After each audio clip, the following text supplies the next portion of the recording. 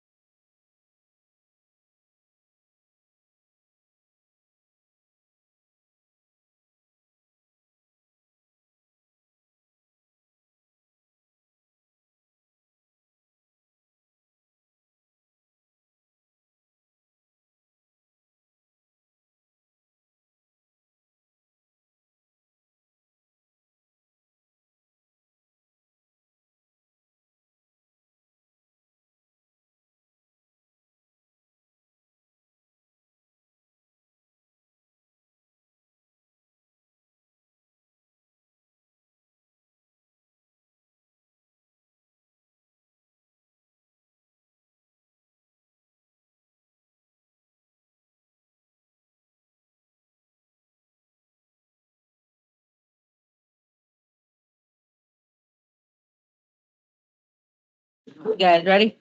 Go ahead and get started with the work session. Right. We're gonna begin. Ladies and gentlemen, we're about to begin the meeting.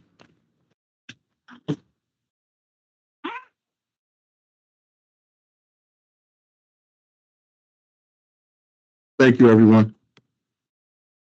We're gonna start with Jason Stricker, who's gonna take us through the strategic plan. Welcome, Jason.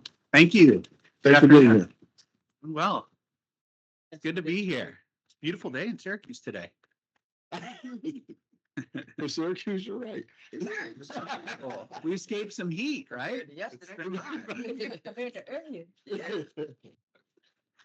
So good afternoon, everyone. Thank you for the time tonight. I want to take you briefly through the process of the strategic plan, share with you, I'm very excited to share with you a draft of the plan and get your feedback as well.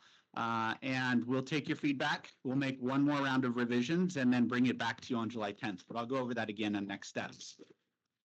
Before I get into the plan itself, I just want to remind all of us the importance of a strategic plan. I think it may be obvious, but from some national research that we've done in working with not only school districts, but other organizations across the country, and the research affirms this, only 85% of leadership teams, or actually 85%, which is a big number, spend less than 1 hour a month on strategy.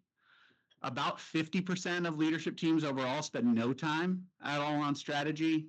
95% of employees understand the organization's strategy, say they don't understand the strategy, and 90% of organizations fail to meet their strategic targets. So I share all of that because it is exciting to have this plan, and we'll go through it and talk about the ways in which we can start implementing it. But the real hard work begins when we start with implementation. And so I just want to sort of contextualize where we are in the planning process. This is a living document, and I know you've heard that before, but I wanted to affirm that with some of these statistics from national research that shows how important it is that this become a living document. So the superintendent and the steering committee and those of us that sort of worked through the process have talked a lot about that, because that lens really framed how we thought about the goals and how we started to preview sort of what we can achieve year by year in each of these priority areas. So I just want to keep that front and center. There will be some work that we do with the district following the approval of the plan to make sure that we get good operating plans in place, that there are detailed tactics for achieving these goals. And I share that ahead of time because this plan is not a work plan. It is not the monthly work plan of the superintendent, of the chief of HR, of the chief academic officer, chief operating officer. That will follow this with detailed tactics and strategies. But this has to be good. and give us all, as an organization, enough direction that we can create those detailed plans.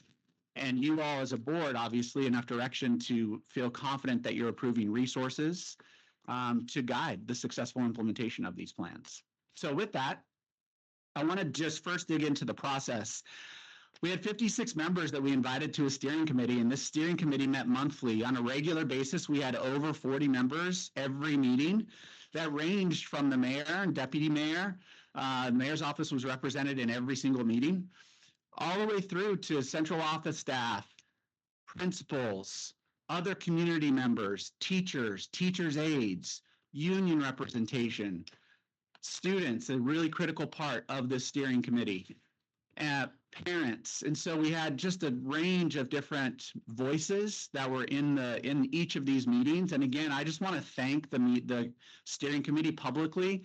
They did a tremendous amount of work in a fairly short period of time, over 6 months, to deliver this plan that is in front of you. So while I have the privilege of being able to stand here and walk you through the process and the plan itself, it was really the hard work that this committee put in to develop this plan. And so huge thanks goes to them.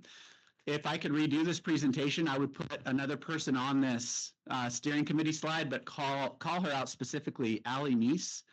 Allie is in the graphic design department or communications. I may be getting that right exactly where she lives, but she was instrumental in delivering this product that you're looking at tonight.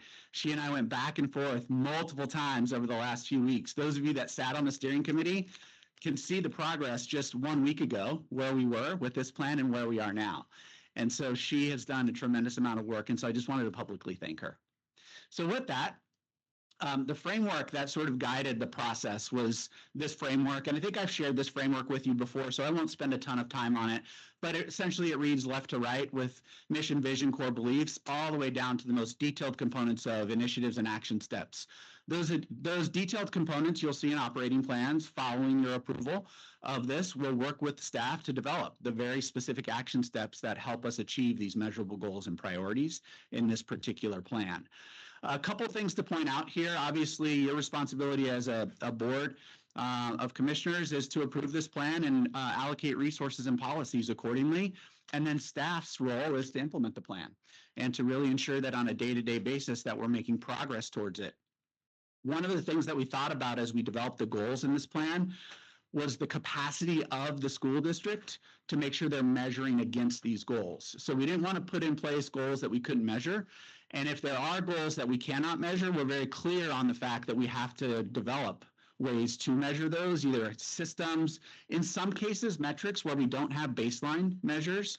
We've tried to call that out here. So you may see some of those instances in this draft where there's not a baseline, and we're using a survey this year or this coming school year to establish a baseline. So that's part of the implementation and monitoring. And one piece of ongoing feedback that we'd love to hear from you is how frequently you'd like us to provide updates to you in terms of the plan and progress we're making.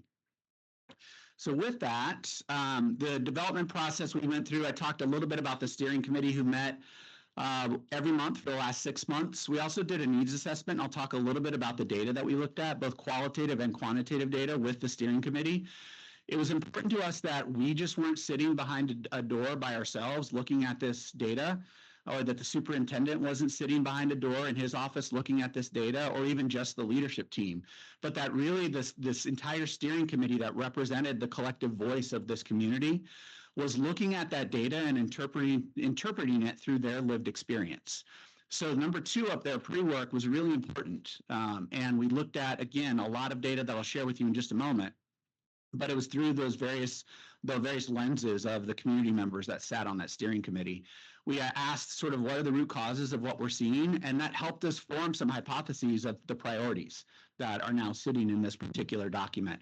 That led to the design phase, and we did some revisions on your core beliefs, vision, and mission as your foundational elements, and you'll see those revisions tonight. And then we elevated 6 priorities, and 3 of those are continuation of your bridge plan. So this is not intended to replace necessarily, it will replace the bridge plan, but it is not intended to kick out all the good work that's happened across that bridge plan work. It's to be a continuation of that, and that's really important.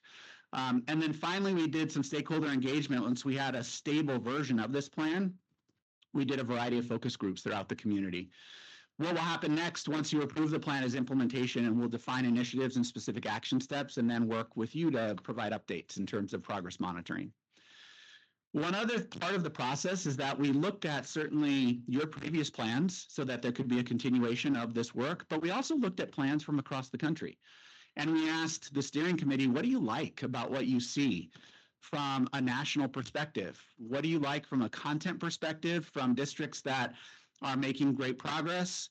What do you like from just a design perspective so that this document can be really accessible to everyone who reads it? And we spent some time on that, and that informed the final design here. So these are just a few of the sample plans from across the country that we looked at, ranging from Jackson, Mississippi, and I want to elevate the first on the left-hand side, top left, Excellence for All. Jackson, Mississippi, 5 years ago was rated as an F school district in the state of Mississippi. 5 years later, they've become a C district, almost a B rating in a very short period of time. Now, it's naive to say that all of that is a result of the work of the strategic plan, but that gave them direction. That helped them stay focused and disciplined on a limited number of priorities, particularly in this case, literacy, that helps them move from an F rating to a C rating in a very short period of time. So those are just some of the examples of the conversation, the plans that we looked at in the steering committee. One other piece of critical research that we looked at was this thing called the Durable Skills Framework. Durable Skills is just an extension, essentially, of the 21st Century Skills, for those of you that are familiar with that.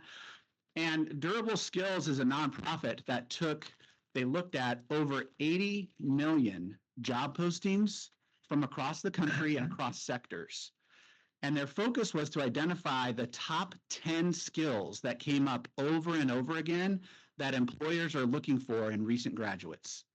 What are the top 10 skills that employers like those on the screen, and certainly others, this is just a snapshot, are looking for from graduates? That research specifically helped us form, and I'll go forward just a few, the portrait of a graduate. In your plan, the portrait of a graduate is one of the foundational elements. It is on page 5. And you'll notice that on page 5 of this draft plan in front of you, this portrait of a graduate represents a few things. The way that we framed this with the steering committee was, first, what are the hopes and dreams that you have for this community? What are your hopes and dreams for graduates of this district? What are your hopes and dreams for the adults who live here that can say the next generation is going to help us continue to improve where we live in the following ways? What do they need in order to do that? That framing, along with the durable skills, the top 10 things that employers are looking for, helped the steering committee land on these 6 characteristics of graduates: empathetic, innovative, critical thinker, collaborative, globally minded, and resilient. And there's a description of those. We certainly know that there are some hard skills, being able to read, the fact that I need to be proficient in numeracy, use those skills to access content in other content areas. Those are important, and you'll see things like that in the plan. But we wanted to elevate those things that employers particularly have said, yes, those are important. We can also teach some of those hard skills, like coding.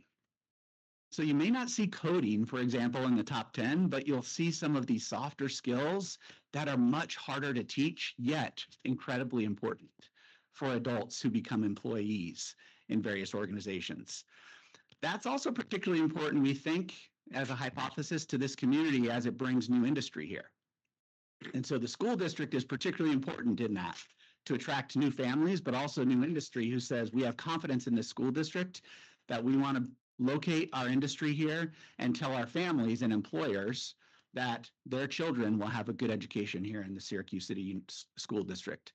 So that's why we did that work around the durable skills and the portrait of a graduate, and why it is positioned fairly early in the process and in the actual plan that you see. So I want to go back just a little bit. Talked about durable skills as some of the research. We looked at a survey, we did focus groups, and the steering committee, as I've already mentioned. All of that stakeholder engagement was fairly robust, and we had ultimately over 2,000 members of this community engaged in this process.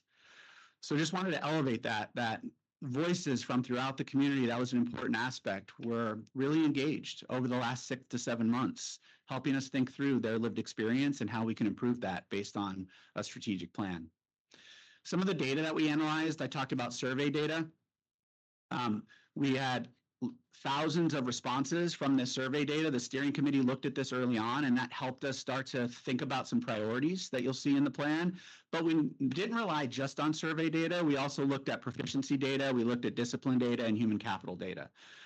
So these are just a snapshot, some of the examples of the type of data, but we had 2 separate data packets that we looked at across 2 or 3 different meetings that helped us really ascertain sort of the priorities that you see in the plan today, as well as inform the goals and what type of progress can we realistically make yet still be inspirational as an organization relative to this data.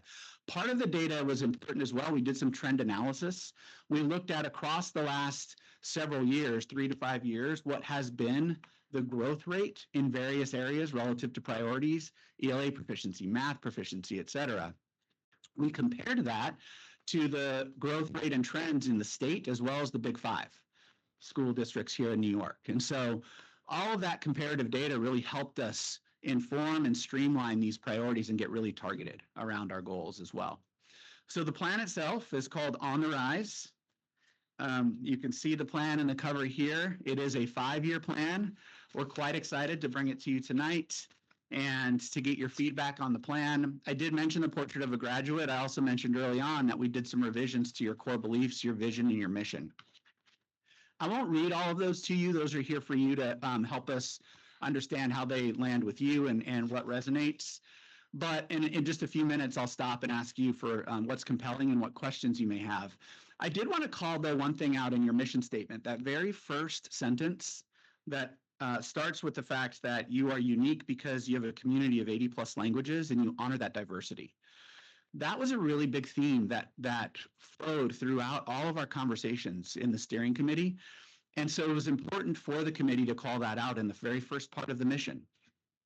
The difference between your vision and mission is your vision is more forward-looking, what you hope to be or achieve in the far future. Your mission is who you serve, what you do, and who you are.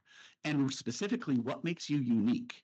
So that you can't lift this vision statement and apply it to Rochester. You can't lift this vision statement and apply it to Yonkers.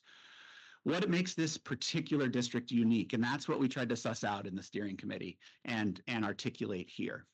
That all of those pieces, your core values, your vision, your mission, and your portrait of a graduate drove the development of your 6 priorities. And the 6 priorities are on the right-hand side: culture, literacy and numeracy, belonging, engagement, resource allocation, and recruitment. There's a short sort of phrase that defines those briefly. And then as you move to the next page, you'll see a series of goals for each of those priorities. A few other things about goals that I want to just mention. One critical lens we used to develop goals is this concept that comes from the 4 disciplines of execution. Not necessarily a new concept, but one that's hard to apply in organizations that have so many competing priorities. I'm sure you can relate to that. Not only this school district, but other school districts that we work with have a ton of competing priorities. Part of our work is to remind organizations that if everything is important, nothing is important. And that often comes through in goals and priorities when we looked at a couple of plans that were 30 and 40 pages, and they were not only hard to access because of their length, but because they were just so incredibly in the weeds. And it made us hard to understand what was important to that organization. So I share that because the 4 disciplines of execution shares that same theory, that if we can get really clear on a limited number of priorities, we believe we can move the needle on those priorities with wildly important goals, which is what WIG stands for here. And organizations that have been fairly successful in this world, like Apple, they're really good at saying no. So the hope here is that with this plan, it helps us, and I would say that this is your charge as a board as well. 2 years from now, if you have lots of competing priorities for resource allocation, you get really good at saying no. And you say yes to the things that are in this plan that are going to move the work of this plan forward. So that narrow focus really helps not only increase sort of success, but hopefully accountability as well for everyone involved. By the way, that also helps raise engagement by the team. If we all as a team know we're focused on a limited number of things, we believe that we can achieve those. If you don't fill your calendars with those wildly important goals, your calendar will be filled by other things, I guarantee you. So those are some of the things that we talked about, the mindset we used to complete the goals. The other thing I want to share about goals is just the structure. You all actually gave me some feedback when I stood at this podium last time and shared the bridge plan with you. And you said I wanted to see some trajectory of where we are now and where we could get to 5 years from now based on an annual set of increments. So we took that to heart and we used that as a frame for this particular plan. So the structure of the plan on the left-hand side, you'll see that culture is the priority on this particular page. It's highlighted. And then for the culture priority, we worked backwards, moving left to right. Where do we want to be? Where are we now? And annual benchmarks. That structure remains the same. The content is obviously different for each plan. You will notice that as this plan is still in draft, we'll bring a final version to you in July. There are a few placeholders for the where we are now. Some of those placeholders are intentional and you will not see a change in percentages because we need to, as I mentioned, establish baseline data given surveys or other analyses that will happen following the approval of the plan.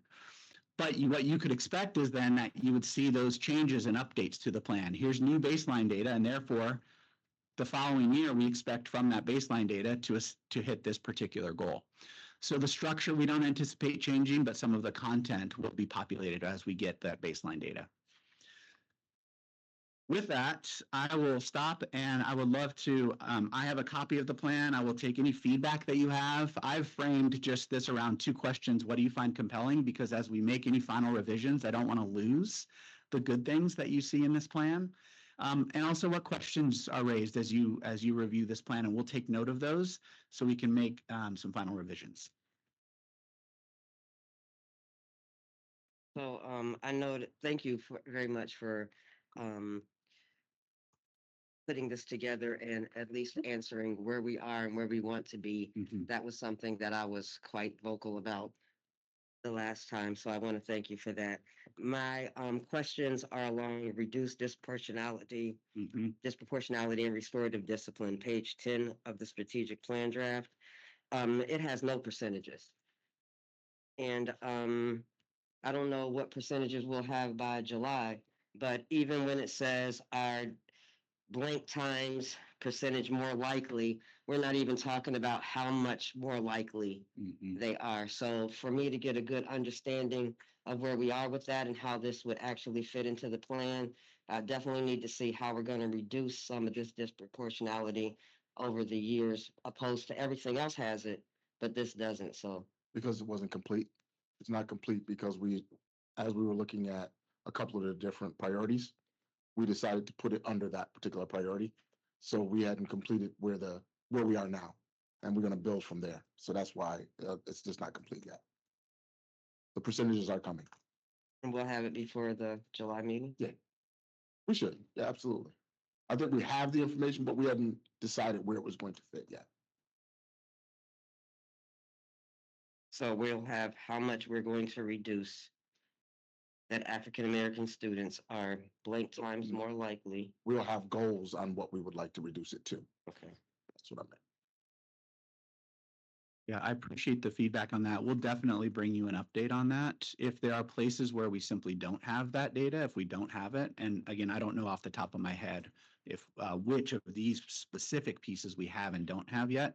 If we don't have it, we'll call it out and share with you a plan for making sure that we get that data. Thank you.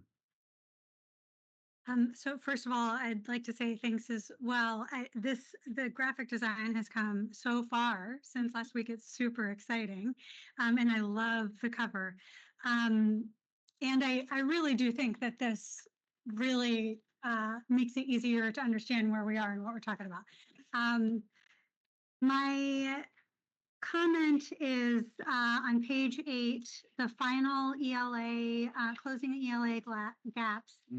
We're still referring at a level 1. And my concern is that anyone who's a layperson, parent, a prospective parent who looks at this is going to have no idea what level 1 means. And I can't remember what New York calls level. It's not proficient. Is that just the label for level 1 and 2 are considered not proficient, but it's the lowest performing level. It's level 1. But is there a different name for level 2? Then not, Proficiency is 3 and 4, so so, that's really the only language. there's, I think there either needs to be a definition of level 1, like in the footnote, below, about the, fluency, or there needs to be, it needs to not say level 1, it needs to spell out what it is in the, statement itself. I just want people who are lay people to understand what they're reading. Yes, thank you. But that. I'm really, thank you. I'm really pleased with how this has turned out. Thanks for your support of it too, and your work on the committee.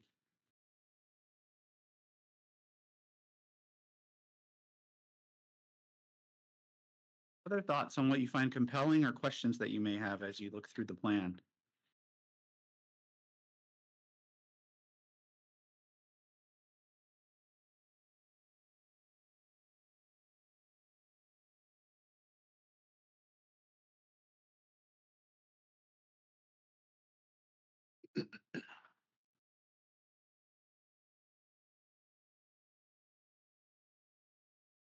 I have one more. The vision has been I've been wrestling with this for a couple months. Mhm. And it's everyone that I'm wrestling with. And I understand that we don't want to just be talking about students because we want a passion for learning in our instructors and everyone in the district. I wonder if something like ignite a passion for learning in the SESD community. It's just a suggestion. I don't. No, understood. I think part of the conversation though was we didn't want to limit it to just the school community. Because a lot of things we've been talking about citywide. Well, we could say the Syracuse city community. And that's just, that makes it a little more, it ties it back to who we are. Thank you. And I have to, this is the last thing I'll say about this, obviously, to make a note that I'll say a lot later. But when it comes to the mission, in the former strategic plan, Mhm. it always bothered me that it didn't feel specific to Syracuse. And this does, and that's the part of this plan that makes me the absolute happiest after going through 2 of them. So Yeah, thanks. I'm glad that was able to happen. you're welcome.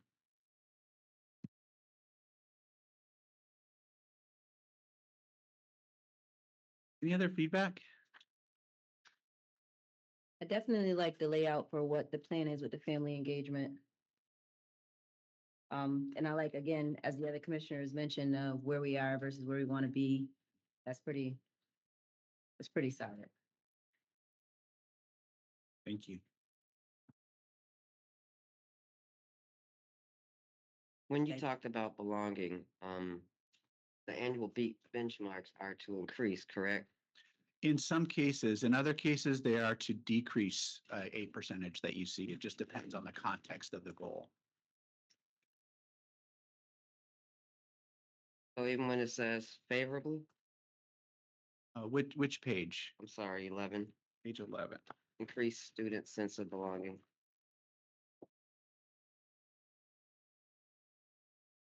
I was looking for staff sense of belonging, Mm-hmm. sir. I was also looking for staff sense of belonging because that's what we talked about, not just for students, but students and staff have a sense of belonging. So I flipped back through it to make sure. Did I miss it? Is it on another page that I'm not? We only talked about attendance so far, I think.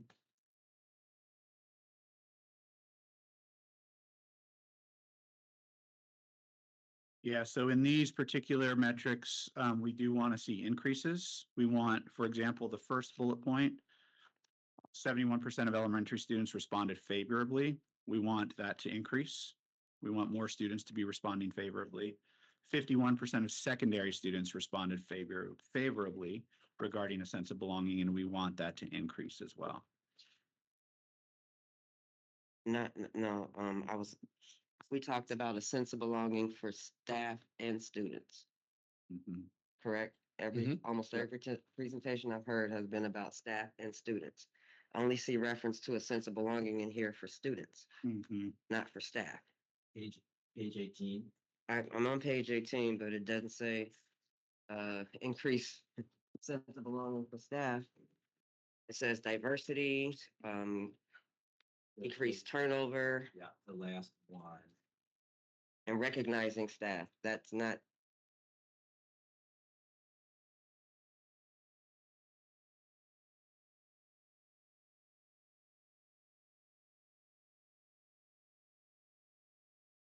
We can have a party, but if I don't feel like I belong, I'm gonna eat some cake and then still feel like I don't belong. So maybe back in the belonging section, you could just try to work with the edits. Could add a to staff include the metric staff. there. It seemed like it'd be Mhm. better Yeah, there because than. we in- always talk about staff. We always, especially teachers and Mhm. people having a sense of belonging in the school, in the community that the school sits in, so forth and so on. So if we don't keep saying the same stuff over and being intentional about it, it won't happen. It'll happen for students because we have it listed, but it won't intentionally happen for staff. I noted that on page 11, under sense of belonging, to try to find that metric and add that. I will say that, and I don't think this necessarily addresses the question, but we do have staff attendance over on page 10. We know that if people don't feel like they belong, they're not going to come as much to work. So I think those two things can work hand in glove. That may be insufficient alone, the staff attendance, and we want to add that metric around belonging. But there is a way also very concretely to measure how do people feel about their place of work? And we could measure that through this proxy of coming to work on a regular basis. And so that's there, but I did certainly make a note, and I just wanted to call out that I made the note around adding staff sense of belonging. So I appreciate that.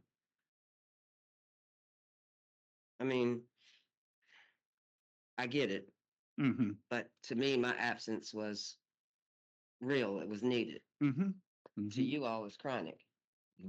So just again, that sense of belonging, that sense of making sure, why do I have sick days if I can't take more than 8 and I'm really sick for more than 8 days? For sure. Is that going to be a punitive thing held against me continually? Because that's what we see all the time when people take off more than 6 or 7 days.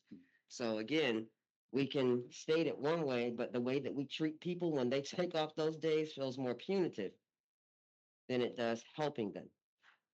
So again, I'm just trying to figure out how. We can just add a goal to it. Yeah, Well, I think we can certainly add that staff sense of Yeah, the belonging. staff sense of belonging, definitely. It's a really good suggestion. And I agree with the being punitive about more than 8 days of work, except for 52% of staff is missing that much. So that speaks to, I think, a larger problem. But that's Like if it's- practice. That's a culture that's been happening for a minute, Mhm. not just since the superintendent's been here. That's a culture or practice that we've been dealing with now over the past 2 or 3 years that I've been on the board, where we talk about student and staff chronic absenteeism. So again, we're missing something. What I would say is I probably wouldn't marry the attendance piece to a sense of belonging just because of what Commissioner Bill, you mentioned with people being out for multiple Mhm. reasons. Like it's not always people are not coming to work because they don't feel like they belong. They could be sick. You could have other stuff going on. So I really wouldn't marry the two of those, but I do feel like staff sense of belonging should be in there Mhm. and consider with students. Thank you. And I think something else to look at when you talk about staff Real attendance. close to that mic. Oh, sorry. Is like, are we seeing staff that are having more absences in the elementary schools because those kids are more like sicker all the time, rather than the middle school and high school also? Looking at the trends of who's not at work. Taking the days. Well, Yeah, you get sick a lot if you got an elementary kid. We're 23 of them. I don't know what that's like. Can't even imagine. How many? 23. How many do you have? Oh, that's only 5. No, I'm just playing. Any other feedback? I'm a real big picture Ah. person in terms of telling the story, and the pictures that were chosen for this, I'm incredibly happy with. That was a joint effort, but again, Ally pulled them all together. So, and staff, your staff did a tremendous job of really informing that. How'd y'all come up with the belonging symbol? Okay. The graphic design. So are the updates gonna be, we haven't decided when we would get updates on progress Right, as of yet? Like, is it gonna be quarterly? Yeah. Yearly is just too too long. far apart. Yeah, I think you help us decide what you would like to see. Do you want quarterly updates? Do you want twice a year? Do you want annual updates? And I think in conversation, obviously, with the superintendent, making those decisions. Like you're the expert, so what would be like the most beneficial? Like, we don't want information just to have information, but Mhm. what's typically like the timeline to give the board updates towards the strategic plan? Like, what's normal? I typically see twice a year or quarterly. Those are the most common intervals that I see updates provided.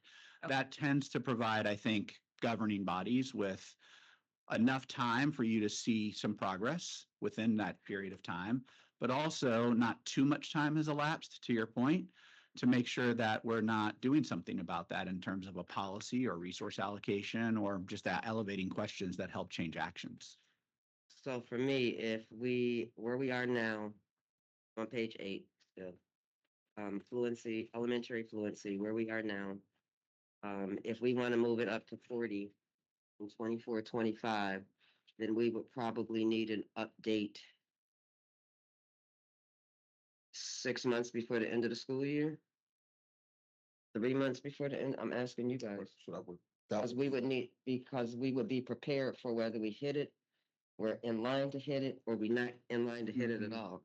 And what we normally get is we didn't hit it in a quick breeze over, and then we go back to say, wait, we even worse now than what we was before Right. in some cases. So I'm just wondering, how can we learn about those things that we are online to get and that we may not be online to target, but they just might need to put an extra step in so that we get there before we get the actual report. Superintendent, do we have, for something like the fluency, do we have benchmarks in place throughout the year where we'd be able to measure it, or is it just those standard benchmarks that come in the spring? we have benchmarks 3 times. Okay. So, but my concern with the only concern I have with quarterly is not the reporting, is what information will be available. Mhm. So if we did it twice a year, at least you would have Yeah. information on the first half of the year, and then we can make adjustments for the second half of the year. Yeah, that would be. That would make a lot more sense than trying to scramble every marking period to get results from something. Because when it doesn't, Time to, like, it's not a living document when we miss that mark, instead of working Yeah. through to meet it and figuring out what we can do Yeah. to meet it. It's a great point. Comparing to your calendar of assessments is really helpful and important. Yeah. Any final feedback? Good. Thank you for the time this evening. I appreciate it. Thank you. Thank Yeah. you. Thank you. Thank you very much. Dr. Williams. Are you gonna be running the code of conduct? All right, gentlemen, thank you.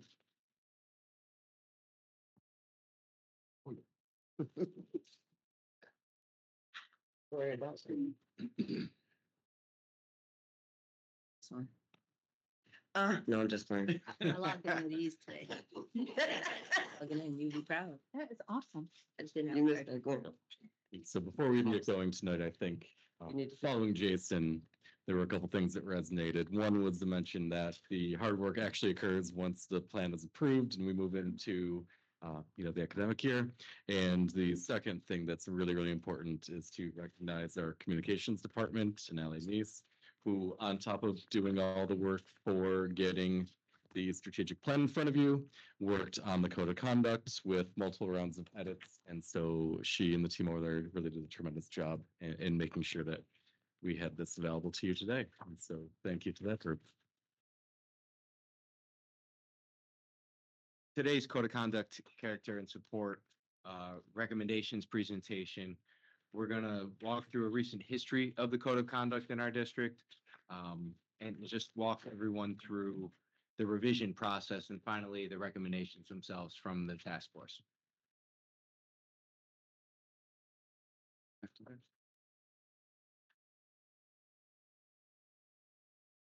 Do I have to, oh, there we go. Turn the remote on, maybe. All right. High level overview. Each year we convene a code of conduct task force, and the task force is one of the requirements of New York State educational law. What we do is we convene and we bring recommendations to you all, to the Board of Education for approval. Typically, these take the form of changes to very specific language. Often those are the offense code between pages 22 and 29. Or we address larger topics that may be changing with, different educational situations, environments, our current culture within the world. And so tonight we actually have both of those types of recommendations for you again. Keeping on that high level, as a reminder, the Code of Conduct is a policy document, and we at the local level are subject to both New York State and federal policies. And so what we choose to enact at the local level has to be in alignment and in accordance with both of those other laws and policies that supersede what we do here. And every time I present on the Code of Conduct, I like to refresh our memory about the assurance of discontinuance that the district signed with the Office of the Attorney General in 2014. The AG's investigation found that the district lacked procedural safeguards for students within the disciplinary process. We were disciplining students at every level of the disciplinary process. Essentially, that means even for minor level offenses, we were suspending kids out of school. And to Commissioner Bilyeu's conversation with Jason earlier, there were racial disparities within the disciplinary process that have gotten better, but that do still exist at this point.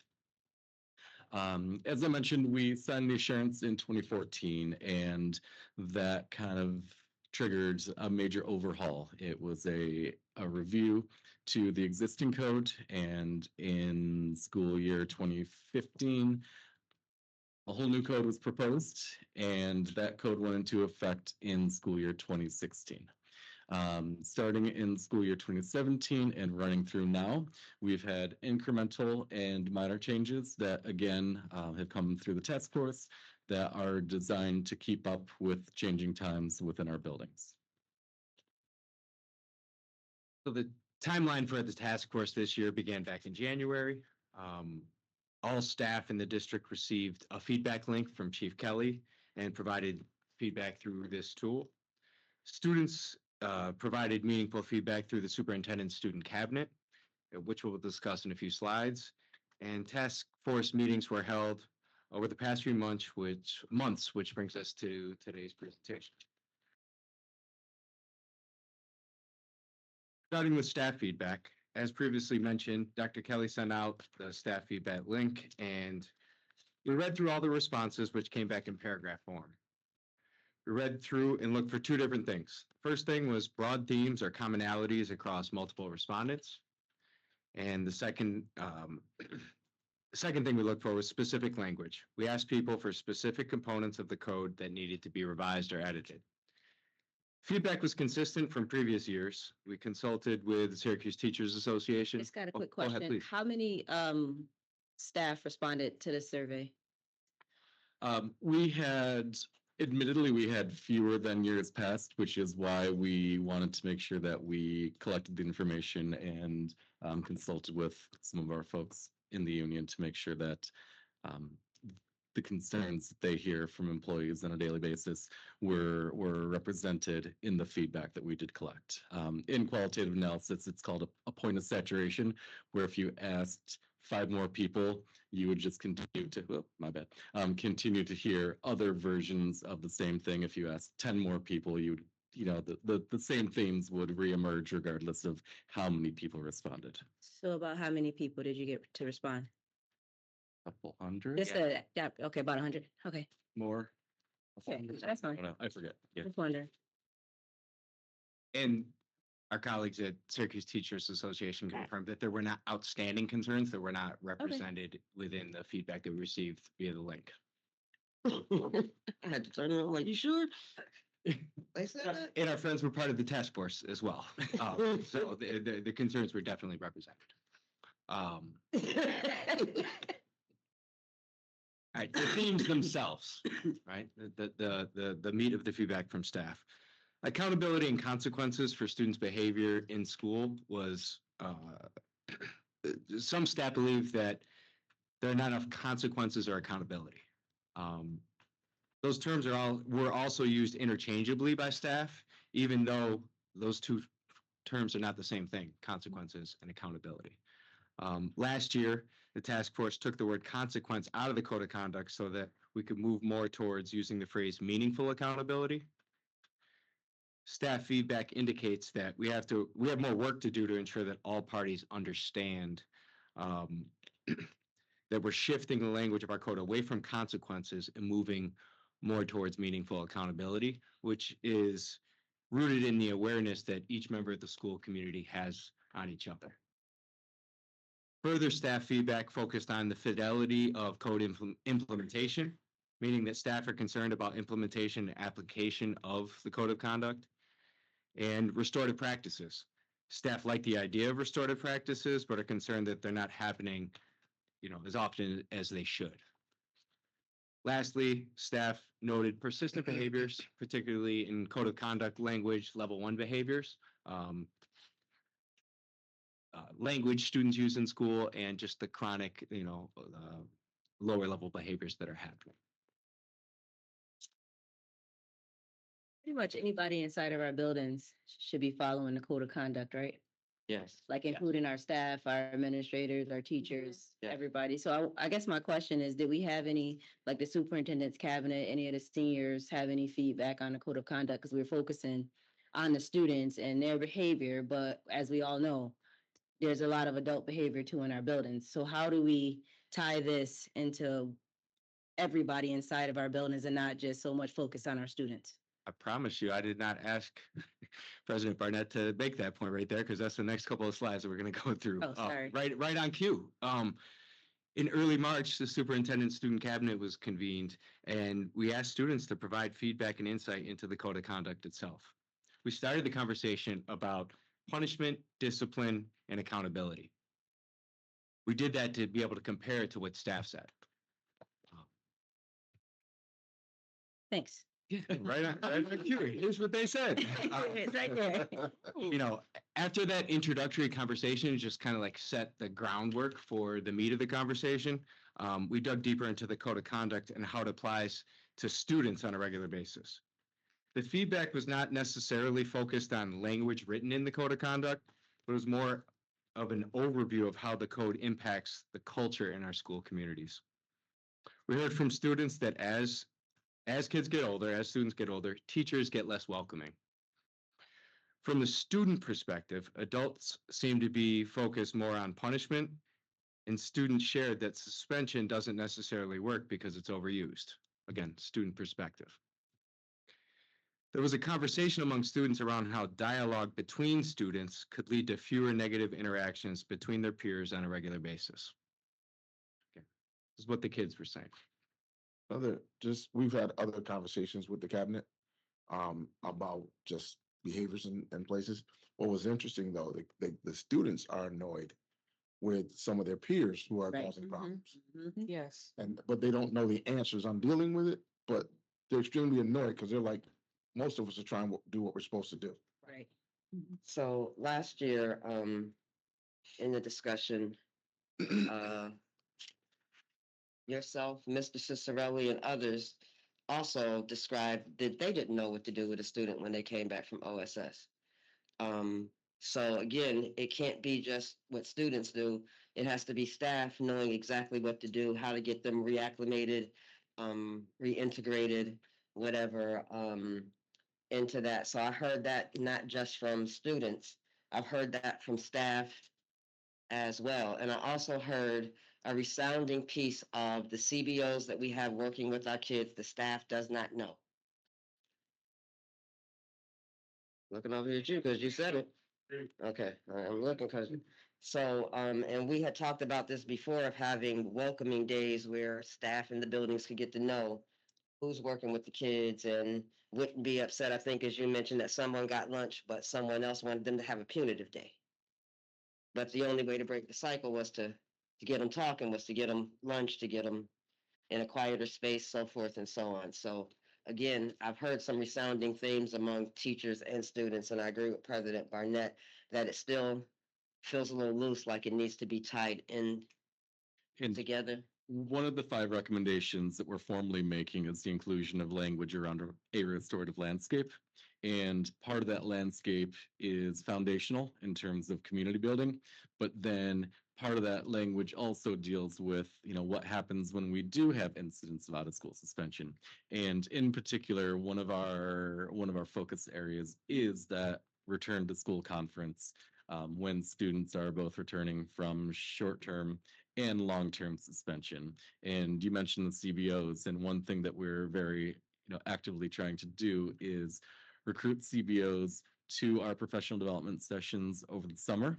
And if that doesn't work with calendars and hiring and timelines of our partners, we're already setting dates in the fall to provide the same professional development related to restorative practices in the restorative landscape to our partners in our CBOs. Lastly, for me, Yeah. we focused a lot on out of school suspension. ISS kids seem to be warehoused, for lack of a better word. They're not returning. If the teacher removes them for a period, they're not returning right after that period. They're staying for a couple of days. I'm not really clear on it because I'm not sure, as you mentioned earlier, we have the student assistance centers or the reset, which is big. Sometimes they're identified as the same person for ISS. So we need the numbers for ISS just as well as OSS because they can get up to 3 days in an ISS setting. And again, when they're saying adults are focused on punishment, is this an ISS thing? And that's why you're not seeing it as it relates to a policy, because a teacher can get angry, right? And send me to the office or recommend that I get OSS or ISS or so forth or so on. So again, it would need to be a medium of working with the kids on their understanding of it, as well as bringing it all together. Because again, we left not a thing in this document addresses ISS. And I know we have a lot of kids going to ISS. So again, just looking at the adults are focused on punishment piece from a student's piece, I begin to see it when you start to hear the people who talk about he's just there. When you know kids that go 5 times in a school year for 3 days. And it's got to come up on somebody's school-based intervention team or something. That's where they get suspension is overused. So you can suspend me. It's not correcting the behavior though that sent them out of class. So Before you go forward, I know you mentioned the having the CBOs come to the professional development trainings. Would it be possible as well to let the building administrators have more say of what CBOs are in their buildings? Because in talking to them, sometimes they're not really aligned and they're not really doing what they're saying that they're doing. And some of the administrators are frustrated because we have these services in the building that's not really fitting the need. So even if it's not them having the say of who's in their building, allow them to be the ones to evaluate who's in their building. Like, because we always ask for evaluations with these organizations that we have in our buildings, but a lot of the administrators are not happy with the individuals that they have in their buildings. I'm not gonna say a lot, there's been a few. Mhm. So just giving them more say of what their building needs and who they need in their building versus saying this is the organization that you're gonna be working with, because it's not always aligned. I think some of that happens. I don't know to what extent, and I Right. don't know who's actually having those conversations. I know the assistant soups work with their building principals as to who's there and things, but I'm not sure if some of them aren't speaking up. We need to have those conversations. And then at least, I don't know what we need to change, but allow those building administrators, if they want to, and if they have time to be able to evaluate them, because every time the contracts come up for renewal, we're asking for evaluations, and it's like you get different organizations or people doing these evaluations when the administrators know firsthand, is this organization showing up and doing what we need them to do? Is it working? Is it not working? Does it need to be tweaked? Do we need more people, less? So I think it might be beneficial to us as a board in our decision making if the administrators of those buildings that these organizations are in are doing their evaluations. but I know that they're spread thin. I don't know how much time they have or if they will want to, but I just want to put that out there. I don't know how the rest of the board feels about it.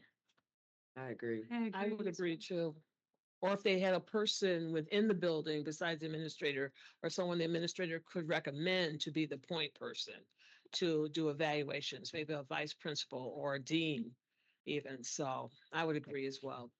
Someone who has knowledge of what the folks are actually doing. in the Right. What's building. going on day to day Exactly. versus somebody that's not inside that building Yep. based on numbers that's being submitted.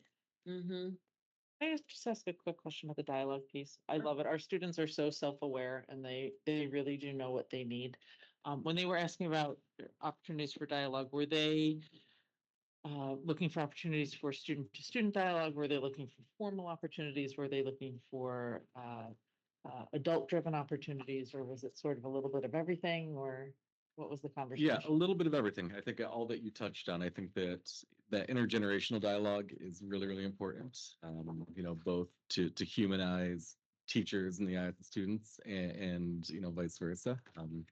And then, much of it was related to the student-to-student conflicts that, often boil over. And, I think that there was a little bit of everything. The focus in the majority was related to the student-to-student, both conduct and relationship development. But there was mention of the intergenerational piece as well.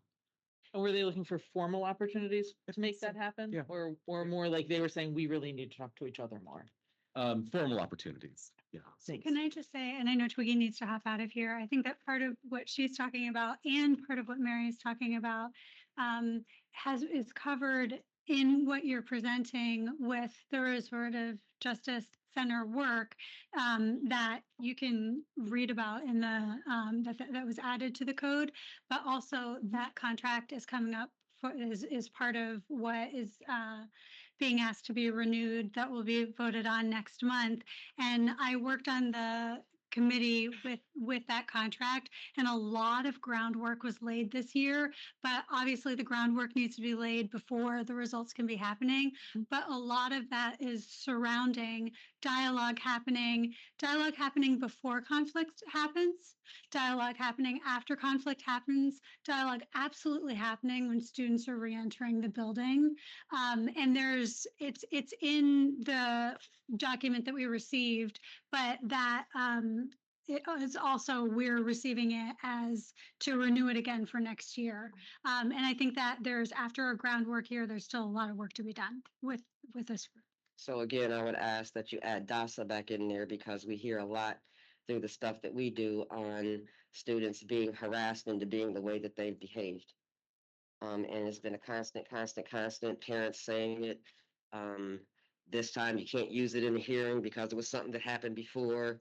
You just heard this. I mean, we hear this all the time. So if we're not going to look at dignity for all students and the DASA investigations and the way they come out simultaneously with this, it's going to always be a gap. Restorative tends to happen after the during the penalty or after the penalty phase. I'm not talking about that. No, but if you look at Mr. what they're Cicerelli, in his role as a principal, vice principal, mentioned that he suspends someone for 5 days. They come back not knowing what to do. They get in trouble immediately, and then they're out another 3, and then they're out another 5, and so forth. And this is a repetitive cycle for some kids. So we're wondering, while they're on suspension, what is happening so that they can be reintegrated? Not when they come back to school. Something needs to happen before they enter the building. And that's the piece I'm not seeing. And we talked about that a lot last year. In a couple of slides, we're going to get to the piece that Commissioner Cordano is speaking about in terms of establishing an effective restorative landscape that doesn't just start. Those restorative practices cannot just start after Rich and Corey get into a conflict, right? The foundation needs to be laid in advance. There needs to be some tier 1 systems and structures in place that establish those relationships. So when and if Corey get into conflict, we're comfortable sitting down, restoring, repairing relationships, whether it's 2 students, a student and staff, it's setting the conditions. But y'all also got the ombudsman, and we have to use that position a little bit better in restorative pieces, and we don't do that at all. Thank you, Commissioner. All right. Perfect transition yet again. I have one thing When we were in Nashville, their schools, when we did a tour, instead of doing the full out of school suspensions, they took their students to like another side of the building and had teachers teaching them like each subject until they were, I guess, able to come back over to the general side. Is the district looking Yeah, into well, taking? they was doing that at Nottingham with Mr. Baxter for a while. So it was something similar to what was going on at Nottingham, and I think that was like gonna be the trial school for it. And then it kind of went away. And that's exactly what they were doing in Nashville. Instead of suspending them, they had a separate area of the building where they were still being educated by educators and then brought back into the regular building once they were better.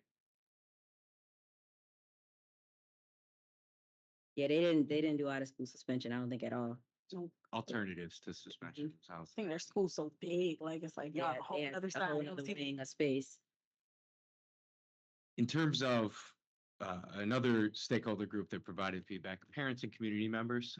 We worked, the task force worked with Director Von Buds and really elicited feedback related to the code of conduct at the community meetings and forums held by our Director Von Buds. The themes from families and parents, inconsistencies in the application of the code of conduct, and a need for education around the code of conduct. Our ombuds director has recognized that not everybody has an understanding of each person's rights and responsibilities within our school communities. Yes, the code of conduct outlines the disciplinary actions, and families are familiar with those components. But they need more support around understanding other components of the code that help students, families, and staff build relationships, provide appropriate interventions, and then restore things after there's conflict.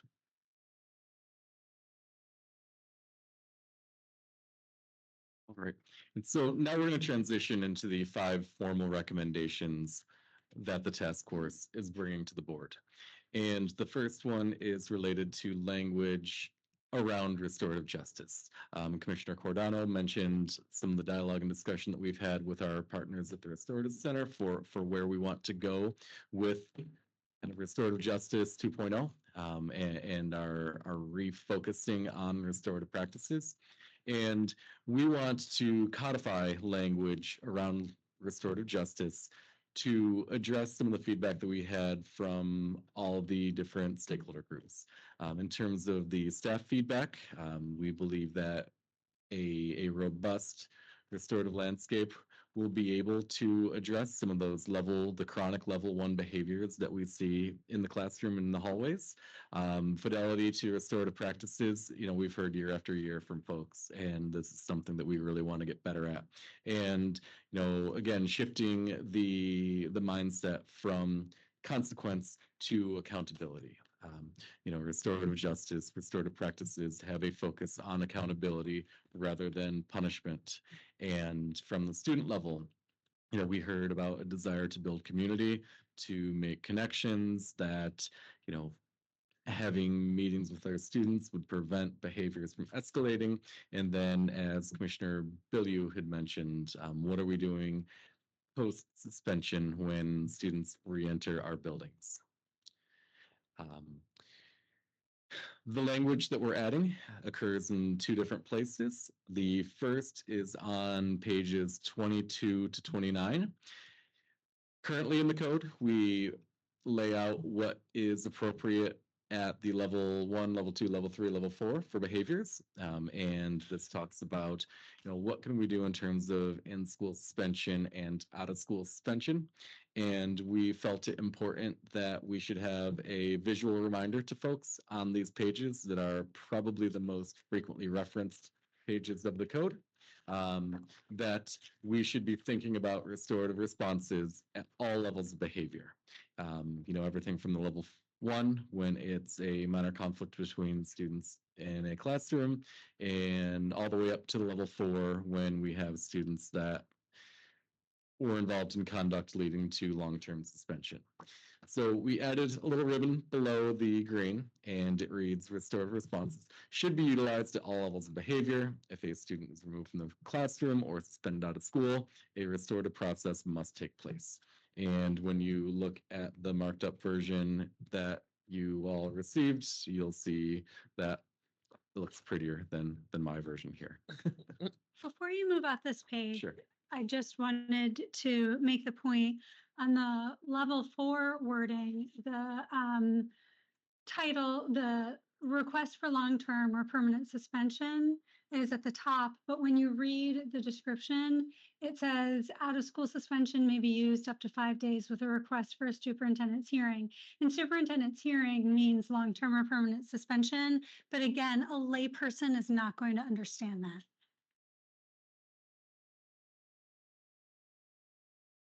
And you're referencing alignment of language. Yes.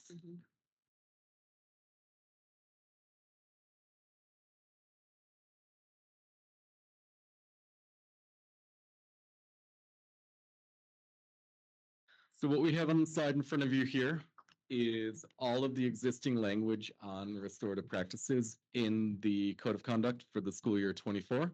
And as I mentioned earlier, we want to, and here's our formal recommendation, to add much more robust language in support of restorative justice practices and introduce the idea of a restorative justice landscape. And the restorative justice landscape is the idea that restorative practices, restorative justice should be thought about at a number of different levels in terms of our communication systems that we have within our building, in terms of actually having circles that we typically think about, in terms of laying some of that foundational, universal systems level supports in buildings for our students. And if you flip to 31, I believe it spills into page 32, there's a whole bunch about what we are envisioning as our restorative landscape as we move forward.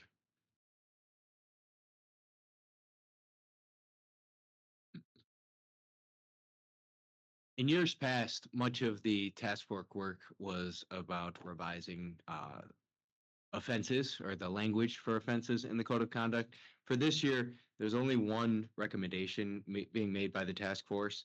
It's adding an option 4 for using or possessing drugs. The task force felt it was necessary to address students who had large quantities of drugs or possess drugs that may impose a serious risk to themselves or others.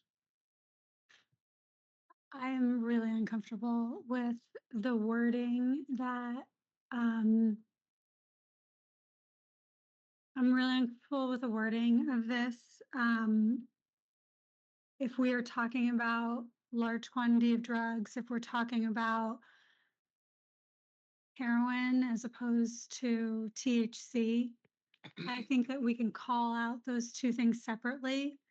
I think that while it is illegal for our students to be using THC, the reality is we have decades of history in this country of marijuana being used as a way to disproportionately punish and affect Black and Brown people. And my concern with including it in something that could cause a level 4 for a kid having a joint or some gummies is because it's to the discretion of the administrator is incredibly troubling and continuing along the lines of what legalizing marijuana is trying to prevent happening in society. I think that if it is split into, what page is it in the code itself? 27, I believe. 27. If is it split into using or possessing? So there's Or- using, possessing, and then there's distribution. And as a clarification, a reminder to folks, there exists a level 2 and level 3 option for the offense code that is up there. The recommendation of the task force is to add a level 4 in addition to the level 2, level 3. We would not be removing those two options. It would just be the addition of the level 4. I don't know if any of the other commissioners feel the same way. I feel really uncomfortable with the definition of using and possessing without indicating that we're talking about possessing with the intent to distribute, or we're talking about a pound of weed or whatever, that a level 4 would be included. I think that comes from education at the administrative level and how we implement these. And so I agree that when you put it at discretion, that lends to the opportunity for it to be disproportionate. But I think that we need to do a better job of educating the adults on how to handle those situations. Any of those substances in the hands of a child under the age of 18 is illegal. I And completely so, agree. I think that if we can do a better job in the PD and how we talk to our administrators about what instances are level 2, what's a level 3, what's a level 4. I think that goes a long way towards that. And again, this is a policy document, so it has to be broad. I Trying just to am find the concerned- specific language. It's not on 27. The thing is, though, you, for use, you don't know if they're using. The thing they say is, I was in the car with somebody that was smoking. So how do you know? And how can you prove that they were using? You can't really prove that. That is difficult to make it a level 4. Who am I Change. as a classroom teacher to say, well, you know, they are, you know, there's symptoms that you can tell, but it is education. But again, they could say that I was in a car and I have the scent on me, but I was not using it. And then I never seen any of them possess any drugs. So I can't point the finger either way. So I just. So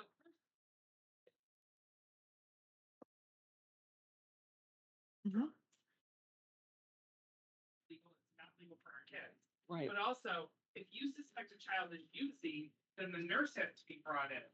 And there's a whole nother process. The teacher wouldn't be making that determination. Right. We The can't. teacher or any other staff member would say, I believe there's an issue. The nurse, the admin has to get involved. And I would hope that immediately we are getting the social worker involved, because if we got underage kids using drugs or alcohol in our building, it's like, got a big problem. So I mean, I would hope, I don't have the docs in front of me, I'm sorry. Right, so I guess like, what are we trying to cover it up and not have a level, like, I guess. No. All of that stuff can happen without it being a level 4. My concern is more like, I understand Mary's point is really well taken, but as we are having administrators, we've talked in the past about there being instances of when things have toughened up a little with the code, that administrators tend to gravitate towards the toughening up, perhaps in a way that this is why we needed the code of conduct to begin with. While we are training the administrators on how to deal with these issues, I don't want the kids using drugs. I am not naive enough to think that a group of teenagers, we were all teenagers, is not going to be, you know, smoking pot, or not necessarily in school, or drinking, or whatever. When we're talking about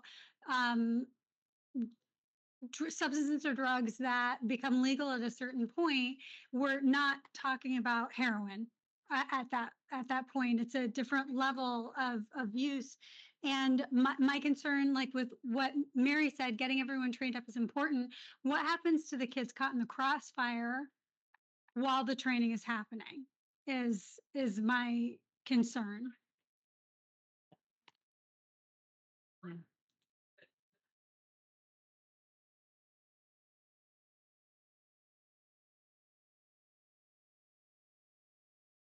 You can't just say, it's a level 4, you're going to jail. Like, So there are checks and balances, but as Corey said at the beginning of the presentation, even years into us using the code, these imbalances about the way that we discipline our students of color are still a big problem with our district.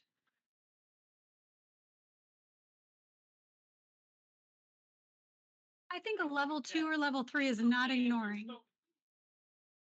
That is not what I am saying at all. That is not what I am saying. I think what's interesting about this conversation is we're only talking about kids. Well, that's a. I'm serious. I'm very serious about that. It's not just, but at this level, it's not just a kid thing that we have to worry True. about. Very true. So the thing that really comes to mind, and the only question I have about a level 4 is what if a student continues to repeat the behavior? And I think that You could don't- be, You don't have a level to go to. Is this, I think, part of the point.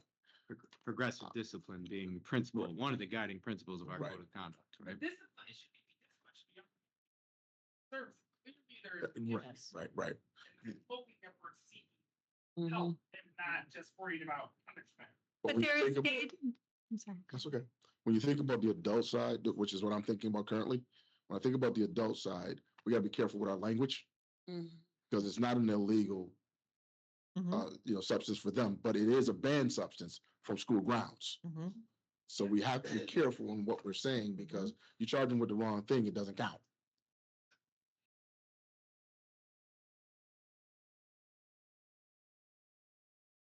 Again, I wasn't speaking about the underage ones. They're not the bigger of my problems. Yeah. Isn't our code for the entire community? There are rights and responsibilities within the Okay. code. Okay. However, the behavioral infractions are student. Just for the student side. Correct. So But I every think that state there is group also does have data. That's rights and responsibilities, including parents, community members, board members, right? We all have rights and responsibilities. that's the pieces of, yeah. But there's data that supports, there's data that these gentlemen have that supports that when the more punitive levels are an option, that administrators gravitate towards those options when they have been added. And that is what concerns me in this situation. I feel like maybe splitting it into two. So if we're talking about harder drugs, if we were talking about behaviors that are continuing, there's somewhere to go. But, just looking at this graphic with the weed plants on it, it's, and then establishing a level 4 option for using or possessing, it just, I didn't even know what those were. Then I guess my other question is, would this include someone vaping told too? me, Corey told me, I didn't know either. Would this include vaping? Question. If you, just Yeah, a question. that's what- because Tobacco's this It's a charge for weed, but- tobacco. No, Okay, vapes have weed. yeah. So it would be vaping, they would be vaping. Which is,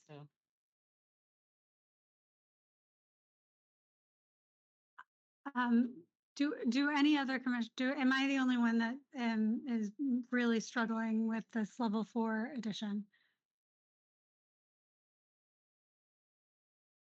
Looks like I am. Yeah, I'm not sure. Okay.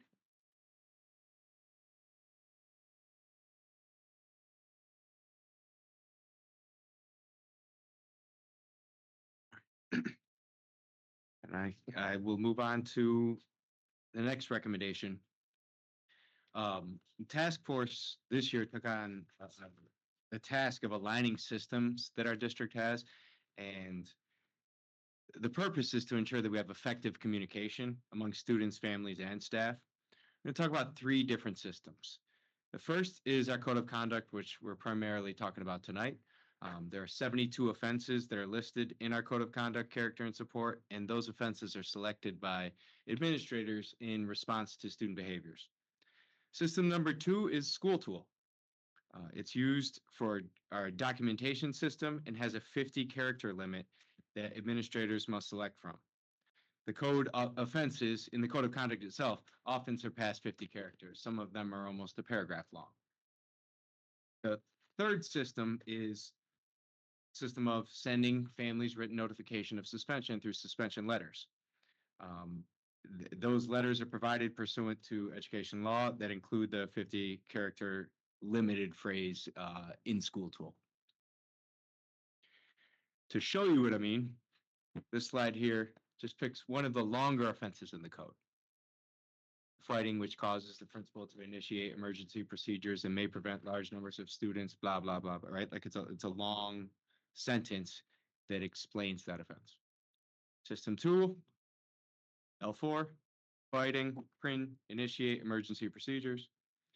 In system 3, there sometimes may not be the offense code listed, but the referral may include that 50 character limit from school tool. The task force is proposing a solution is to align all 3 systems. Let's make sure we have effective communication. This is one of the other longer offenses. Again, you can see it's more concise. It shows, I mean, it just makes sense to effectively communicate according to the task force this year. The task force recommends revising the offense language to be aligned as this example shows. The marked up version of the code of conduct that you all received shows which offenses have been modified. Additionally, the notes section that's right next to the offenses, task force made sure to incorporate any lost language from the offense itself to incorporate that into the notes. So any of the interventions, any of the supports, any of the recommendations that the code of conduct has for schools to implement are still included in the notes. Just aligned systems for effective communication for all stakeholders. My question, this is fantastic because we have had a lot of trouble with I'm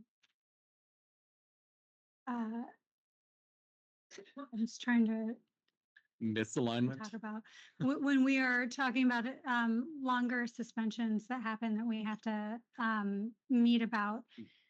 Sometimes there are issues with the language not reaching parents, and then we're not able to follow through with discipline because of procedural issues. So if we go ahead with this, how soon can all of these systems align? Like, I know that summer school will have started, but can we like pull the trigger to have this? I just nodded to Chief Moon. We can do this very quickly. And so, as you mentioned, there's kind of a couple different thresholds. One will be the voting session. I don't know when it's on the calendar for. I believe summer school will start before. From a tech side, you know, I don't think there's an issue, and Chief Moon doesn't either. My question potentially for Tim on the accountability side is, if the vote occurs after summer school begins, then we have 2 different sets of offense codes within one data set. How do we address that?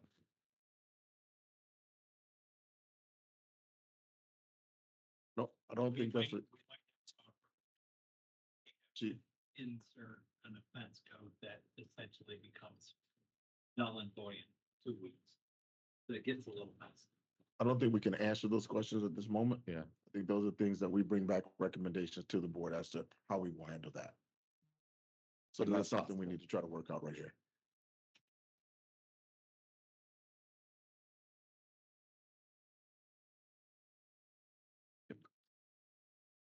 Is there a last one? Last recommendation. All right, so then our last recommendation is the inclusion of language around visitors to school and the rights and responsibilities of individuals visiting our buildings. The language that is being recommended is essentially a combination and a summary of the board policy related to visitors to school. That's number 3210, and the language from the Unit 1 contract on visitors to our buildings. And that will be at the end of the rights and responsibilities section. I believe it's page 10 into page 11.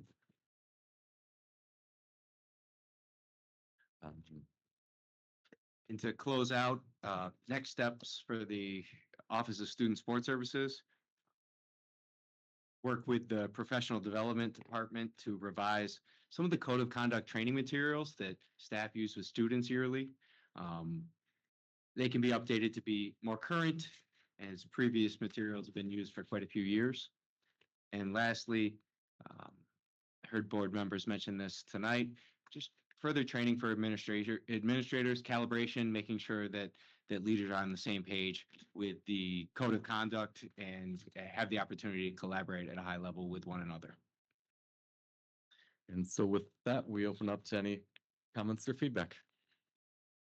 So I just have one quick, the visitors to school section, I fully grasp how difficult it is to marry board policies and contract language. I would encourage you to have someone who's not involved in this process read through it and perhaps give you some edits on making sure the process is understandable. And so if there are changes to be brought to you all, we need to run them through our task force. And so Commissioner Coronado mentioned alignment of language on pages 22 to 29. Commissioner Habib, that's another worthy recommendation. And so what we will do is we will either schedule a Zoom call or put things out to our task force between now and the voting meeting to make sure that we fulfill that part of the process to at least, get a check from our task force. Can you hold off like 24 or 48 hours on that? Because to the other commissioners, I have a bunch of comments that I can send to a board email. And if 4 of you agree or whatever, we can pass them along. But I don't want to waste the time since it's so late right now. Absolutely. Thank you, gentlemen. Thank you. Thank you. Chief Pachenko.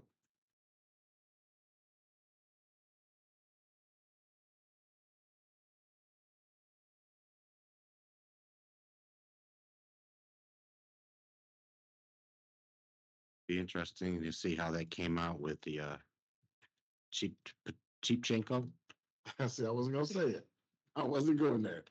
We'll just see how that came out.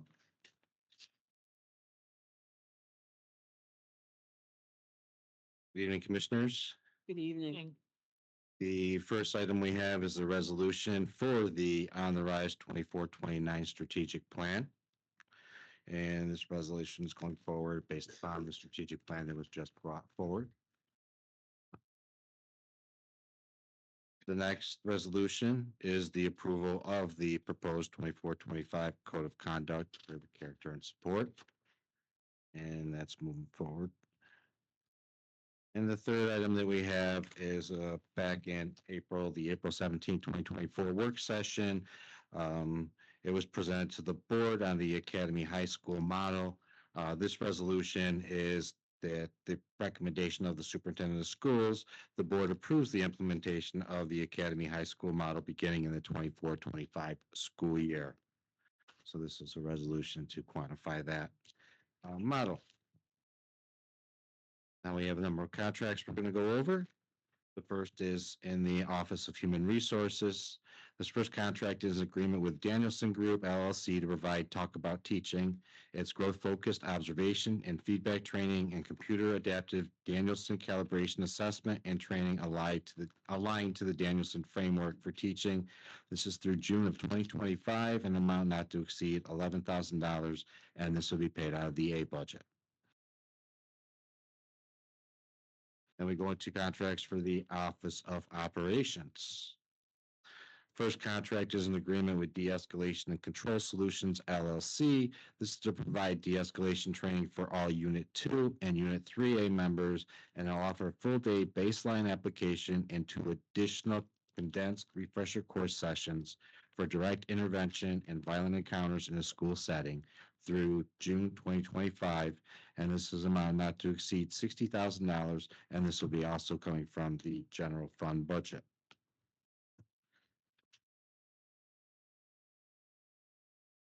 Next contracts is through the Office of Teaching and Learning. The first one is an agreement with the Central New York School Boards Association to partner with the district to provide training designed to foster life skills, build capacity, promote self-awareness, and team development. This is going to be at Corcoran, Henninger, ITC, Nottingham, and PSLA through October of 2024, an amount not to exceed $35,600, and this is coming out of the general fund budget. Next contract is agreement with SMG to partner with the district to provide the rental of the on-center, parking, security, beverages, and technology support for the summer summit, which will be August 25th through 28th, 2024. This is an amount not to exceed $116,054, and this is to be paid for out of the general fund budget. Chief, I'm having a little bit of sticker shock with this amount. There wasn't, okay, that's just what I'm gonna say. It just seems like a lot of money. Well, the plan is for professional development. It's 3 days for the entire district. We're not looking at just Unit 1 staff and teachers. We're looking at providing opportunities for all district staff during those 3 days. I fully support the summer summit. And that also includes the convocation that's also going to be taking place as well. There also was mention that there were going to be events at the Marriott. Is that going to cost extra? Yes. The Marriott will I cost. mean, we, because of the size, Uh-huh. we need both venues Okay, to be able to accommodate the entire staff. because we just couldn't do it at OCC at the, sorry. That won't work. Okay, all right.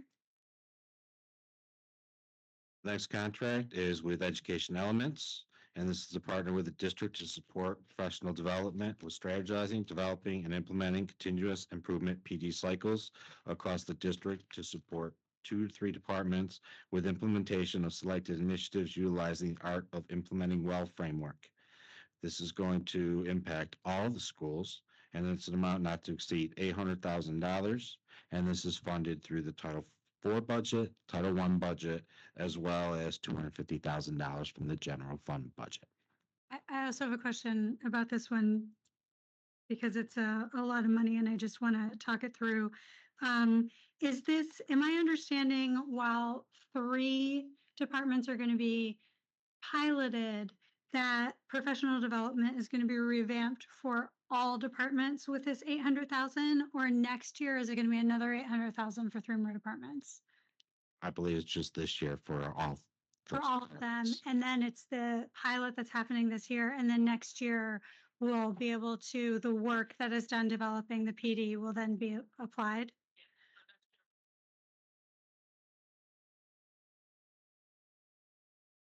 Okay. We're off to the races. Okay. Why is the cost less this year than last year? Last year was over $1 million. Yes. The difference in the decrease of cost?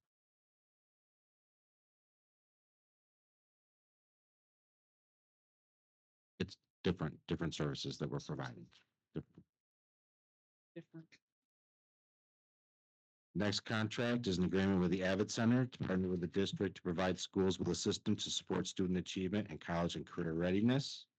This contract includes Franklin, Grant, Henniger, Lincoln, Syracuse, STEM, and Webster through June of 2025. It's an amount not to exceed $26,812, and this will be paid out of the general fund budget. Next contract is an agreement with the Institute for Learning, the University of Pittsburgh, to partner with the district to continue professional learning series for all new or experienced SOAR mathematics users that will include SOAR modules, several new professional development workshops, and in-class support, which includes the accountability talk effective through June of 2025. This is an amount not to exceed $172,340, and will be paid out of the general fund budget. Chief, I have a question on this. In terms of 4-year contracts like this, is it possible for at least there to be a mini evaluation in year 2? So we feel like we have a little bit of a sense of what we're voting on, especially on the higher ticket items. I thank you for including evaluations that exists, the departments that did that. Thank you so much. It was incredibly helpful while looking at this. But this particular contract does not have an evaluation planned until the work is wrapped up. And if it's a long-term one, I just halfway through, I don't know if the other commissioners feel that way, would like to know a little bit about how it's going. I think it said an evaluation was planned for 25, 26. Right, but then the 4-year, that's when the 4-year contract is over. This is the fourth year of a four-year contract with the University of Pittsburgh. So it's helpful to know if we want to rehire them, but halfway through, if we could see a little of what's going on, and it's, I think it would be helpful to decide whether or not we're gonna spend almost 200,000 a year on it.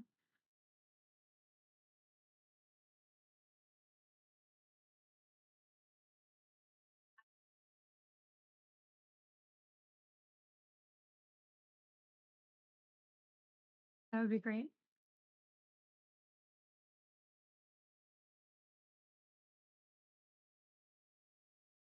Next contract is with EL Education, and this is to partner with the district on professional development series to support initial curriculum implementation in all grade 7 ELA classrooms across the SESD middle and pre-K-8 schools for the 24-25 school year, as well as year 2 support for grade 6 ELA classrooms for Clary, Ed Smith, Fraser, Grant, Huntington, H.W. Smith, Lincoln, Roberts, Syracuse Latin, and Syracuse STEM through June of 2025. This is an amount not to exceed $212,000, and this will also be coming out of the general fund budget.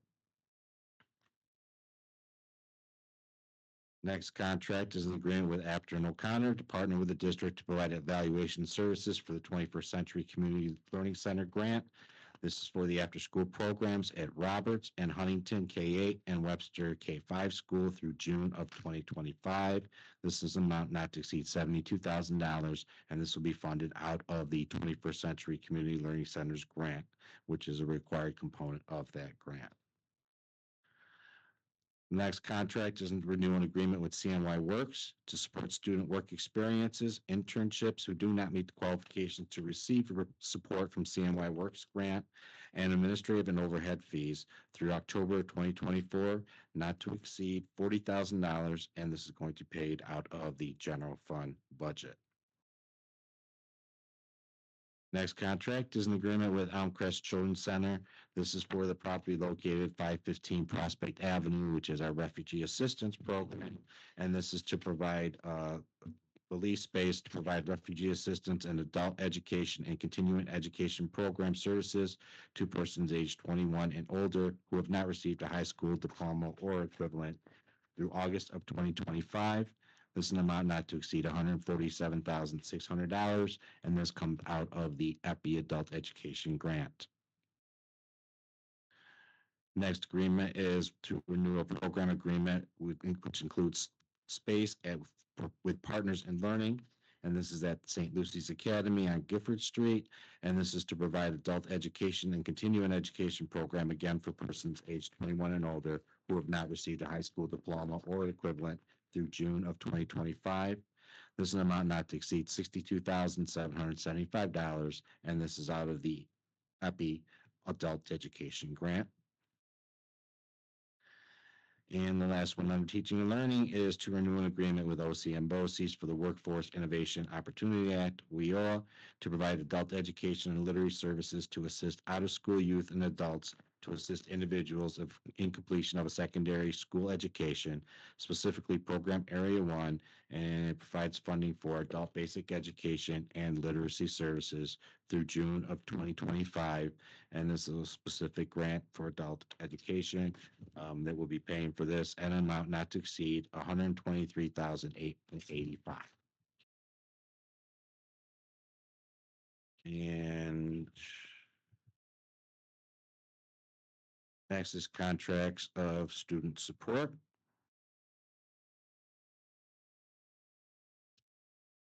First one is to renew an agreement with Good Life Philanthropic Foundation to provide 2 full-time life coaches at Clary, Lincoln, Henniger, Stemet, Blodgett, and Fraser to engage identified youth facing challenges in order to improve class attendance, academic performance, reduce negative school climate, and violence. This will go through June of 2025, and it's an amount not to exceed $250,000. And this is going to be split on the general fund budget and also on the Stronger's Connections grant. Next contract is, That yes. I had a couple questions about this contract because they've been with the district for a few years now. and I was kind of looking at the evaluation. And I'm trying to figure out, did the rest of the board, like, how do you feel about this contract? I felt like the evaluation was, I felt after reading the evaluation, I felt comfortable. Did you not feel comfortable after reading the evaluation?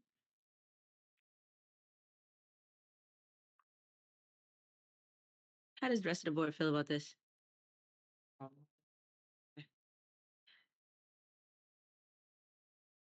Think that I would, I'm gonna have to email, because I'm trying to remember, I didn't write my questions down, but when the first time I looked at it, did have a lot of questions about it. So it's definitely probably not gonna be in the consent agenda, but I don't know how the rest of the board feels on whether it'll pass or not. I didn't have a chance to look at the evaluation yet, but I think I heard what you said earlier.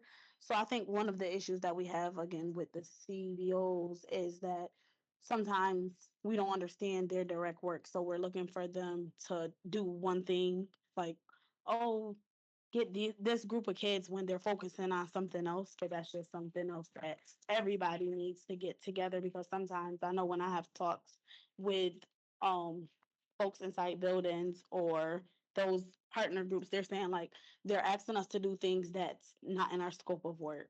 So I think that's a Yeah, huge that goes issue. on a lot, and especially in the high schools. Right. Like, there's certain things that the administrators need, and you have these extra bodies, and they're like, yeah, but that's not what we're here to do. But Right. you're also not actively doing what you're there to do. So it's kind of it's a thing. And I'm not saying that's the case with this organization, but I think we just gonna have to dig a little bit deeper before I support this personally. I don't know how you guys feel about it. Figuring out what we're being told Mhm. that's gonna be done, like what their goals are versus what's actually being done is kind of what I want to look at. Because I think that's a significant contract. So if we're not doing what we're saying that we're doing, even if you're doing other things, it kind of is not aligned with, you're not doing what you're telling us that you're doing. You know what I mean? Yes. Tamika, if you, like, I'm open to a conversation. Yeah, definitely. Okay, the next contract is to renew an agreement with Street Addiction Institute to provide 6 school-based staff to support caseloads of students at Corcoran High School, Promising Futures Leadership Academy, and Brighton Academy, where they provide students with wraparound social and emotional support through June of 2025. This agreement is not to exceed $350,000, and it's again split budget between the A budget and the Stronger Connections grant. I was gonna ask, like, I know what schools we have on here, and I know that Oasis, when I went there a couple times, was asking for additional support as their students are being solicited to join gangs and do other things. So I know that the administrator in that building really has some concerns about his students and wanted a service like this.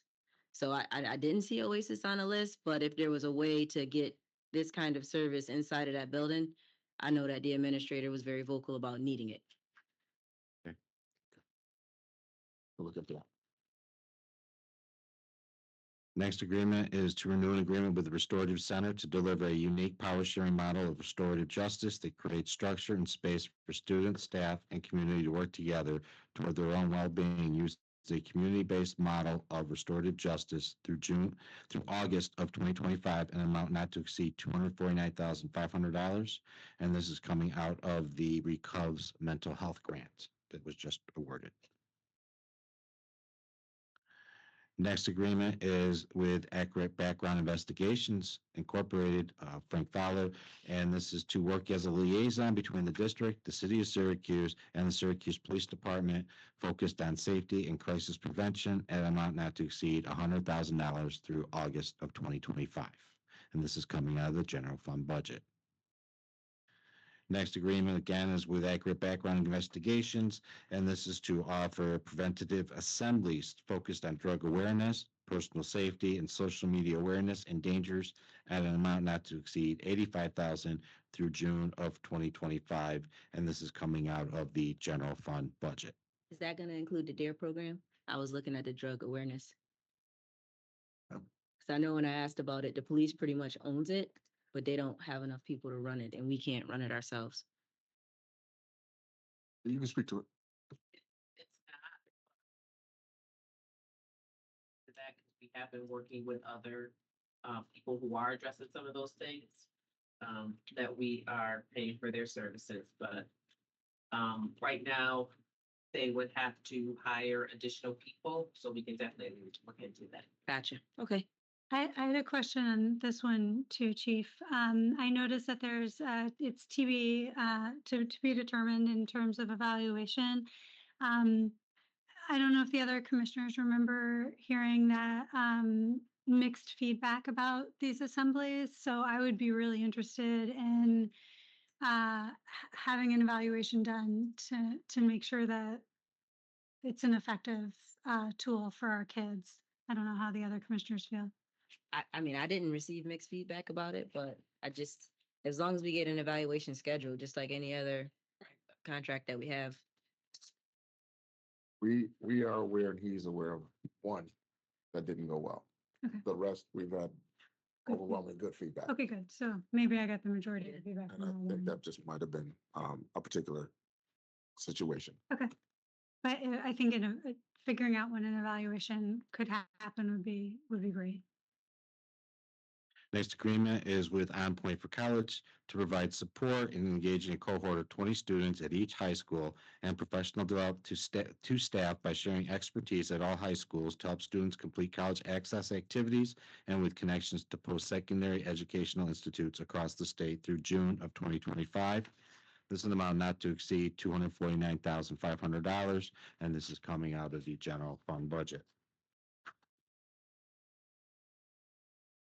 Next agreement is with EL Education Expeditionary Learning to provide professional development and ongoing coaching and support the implementation of crew curriculum for grades 6 through 8, along with strategic district and instructional coaching and leadership support through June of 2025, an amount not to exceed $94,400, and this is coming out of the Stronger Connections grant. Next agreement is with Elmcrest Children's Center Administrative Billing Services to partner with the district to provide the accurate billing and accounting services for student tuition at the Elmcrest program through June of 2025. This is an amount not to exceed $53,680, and this comes directly out of the Elmcrest grant funds for summer school and school year.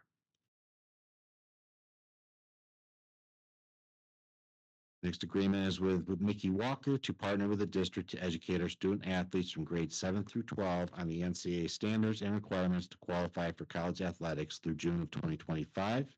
This is an amount not to exceed $50,000, and this is coming out of the general fund budget.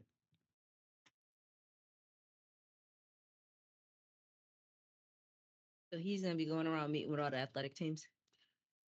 Yes, Gonna ask. what we've found is that we've had some very high profile athletes that have lost opportunities because of mistakes the district's made.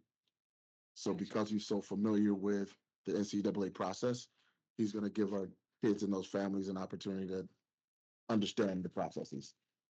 Because we've missed out on some very high profile athletes that didn't get the opportunities they should have. Definite full of knowledge.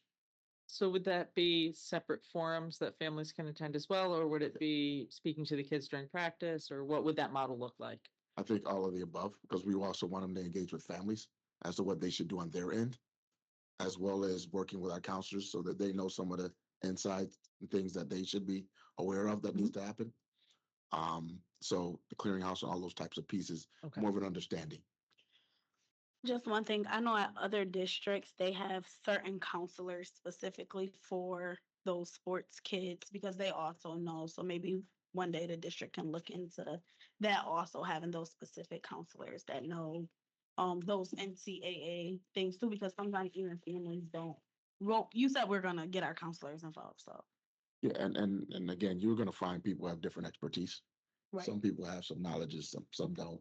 Right. It's just, you can't, what we don't want to do is put our kids in a situation where you might have a counselor that don't have that knowledge, Right. Right. right? So we're just trying to make sure everybody has a fair opportunity. Covered a lot of bases with these contracts today.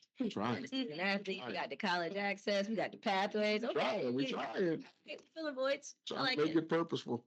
What about I know you said this is for the 5 high schools. What about a student that possibly could be at that level in 8th grade? We've had students that 7 through 12. 7 through 12. Oh, he said, I'm sorry.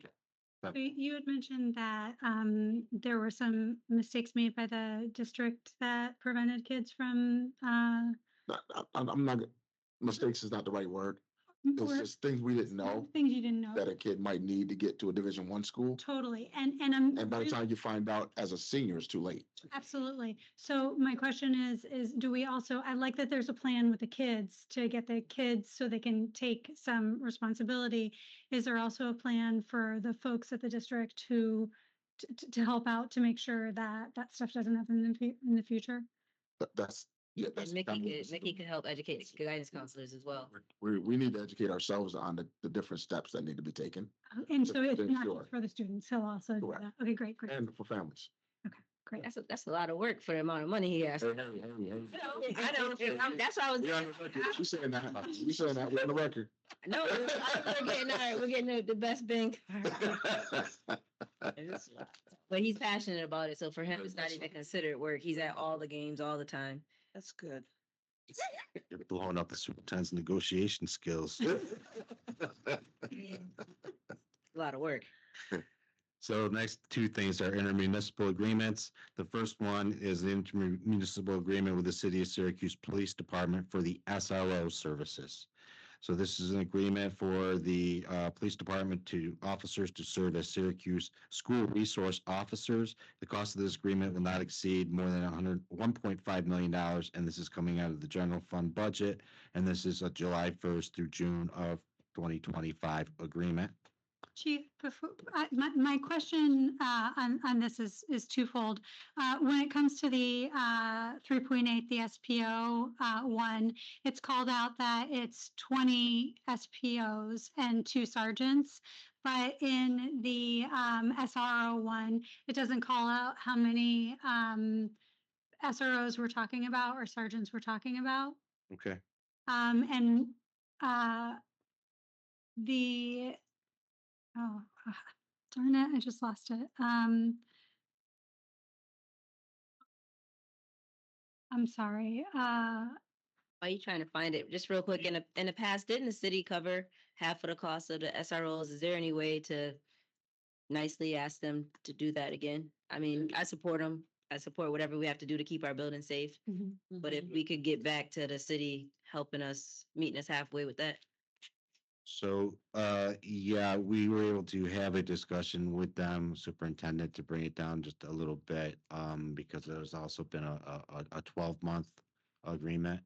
And we were able to cut that back, so it's now like 80% of the cost, and we will work backwards with budget season next year, to have discussions about, shared services, I guess, is a way to look at that.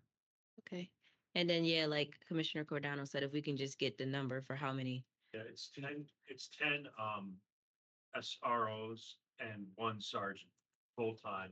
Those are the ones dedicated to the high school. Okay. And they have the flexibility to go to the middle schools if needed though, right? Yes. Okay, I thought I remembered that. And is it in the contract? I recall that it has been in the contract for the past couple of years that the SESD has approval as to which officers are assigned to the schools. Yeah, that's the part that we changed when we had to look at their contract before. Is Because I it- guess before we didn't have a say, they were sending whoever. And the change was supposed to be that the Syracuse City School District administrator, whoever is there, part of the interview process. We are involved in the process, Commissioner. We sit in the panel with them and they conform to their union collective bargaining agreement as far as our recommendations that the superintendent likes on who we would like. Some of it falls back to seniority, but we'll usually rank those candidates. You know, we may rank one as a 1, but because seniority, we can't get them. They'll give us our second ranking, because it falls back to union. Yeah, I No, know, we but can in the see past, we wanted to ability. take that seniority piece out because then that's kind of where we were having some issues in some of our buildings with some of the older officers. Right. Whereas some of the younger officers were more patient and had more energy and were dealing with the students better. So I know that the seniority piece was something that we really spoke about. Like we didn't want the officers just because they had the most time on the job. We wanted the ones that have experience working with kids, that has the patience to work with kids and things of that nature. And so our recommendation was supposed to be very heavily weighted. I will tell you, they've taken that into consideration because their actions they've given us exactly who we've asked for Okay, over the past 2 years. good. So are we allowed, if someone comes into the building and we see this is just not a good fit, do we also in the contract have the ability to say we no longer want to be working with this officer? Superintendent does, yes. Fantastic. But are we at risk of just being short an officer, because they are short on the police department with who they have in general? Not necessarily, Okay, because you have people really wanting to get into school, so. okay, Yeah, we've had a good candidate. nice. The next is the intermunicipal agreement again with the City of Syracuse Police Department. This is for the SPOs, which are the school peace officers in the K-8 and middle schools. This is an amount this is for 20 peace officers and 2 sergeants. This is an amount not to exceed $1.23 million, and this is paid out of the general fund budget, and this is for July through June of 2025. Mike, when you say that, I just want to make sure it's clear that it may not be 20 full-time officers. It could be part-time officers, so it might be a lot more than 20, but it'll equal full-time employees, Gotcha. hour-wise. Next is a resolution awarding the RFP for universal pre-kindergarten services. This is for our universal pre-K and statewide full-day pre-K programs to provide UPK services for the 24-25 school year. And these are the following community-based organizations that will be available to provide seats for our students and the estimated number of seats that will be awarded to these agencies. Next resolution is for the Unit 1 stipend positions. The district has a need for Unit 1 staff to take on various teacher leader roles outside of the classroom. One second, was there a site on the south side? I was just looking at the zip codes for universal pre-K and I don't see like any 13205s. Ashley over there still? I see the north side, the west side, Tip Hill, but I don't really see a location on the south side of Syracuse. So there, Catholic Charities has a variety of programs around the district, and some of them that weren't open last year, they are working on to get open for this year. There was one agency that did apply, but they didn't have a site director that was certified, which is one of the requirements. So if you don't have a certified teacher on staff, you have to have the certified site director. So we are working with them to try to help them get that. So then hopefully we can work with that. That would be the only one that did apply that I don't believe moved forward because they didn't meet that requirement of a certified New York State certified teacher on staff at all. And these are just the outside agencies. This Right, doesn't yeah. include the programs we have within our school buildings. So once they get the stuff that they need, I'm glad to hear that you're working with them to try to get them to where they need to be.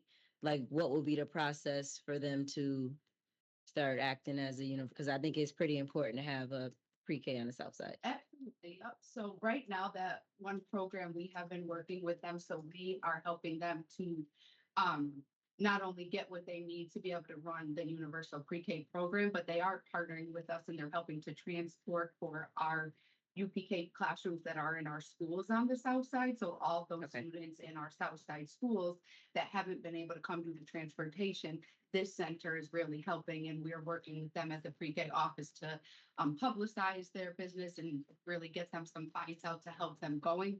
We've also done a site visit there to kind of help them get set up and get ready for what they need. I think their struggle with the certification is just due to the lack of certified pre-K people in the area. So I have given them a couple of names of retired pre-K staff that possibly could work as a consultant or a site director that they could hire to meet that requirement. So hopefully next RFP season, we can partner with them as an actual UPK program versus just helping to transport and that sort of thing. Thank you. Yep.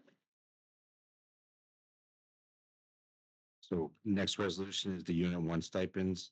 Again, the district and association are in agreement of the following positions that are needed for day-to-day support, coaching, mentoring, and evaluating of teachers. And these are the stipend positions and the amount of each stipend that it's going forth for board approval.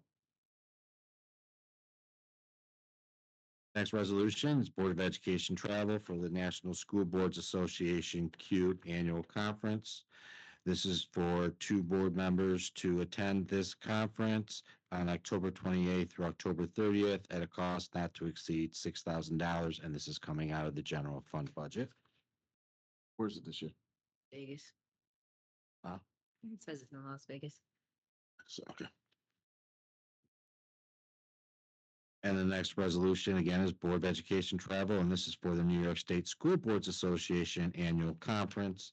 And this is for travel up to 4 commissioners to travel to the New York State Boards Association Conference on October 20th through October 22nd, and for a cost not to exceed $10,000.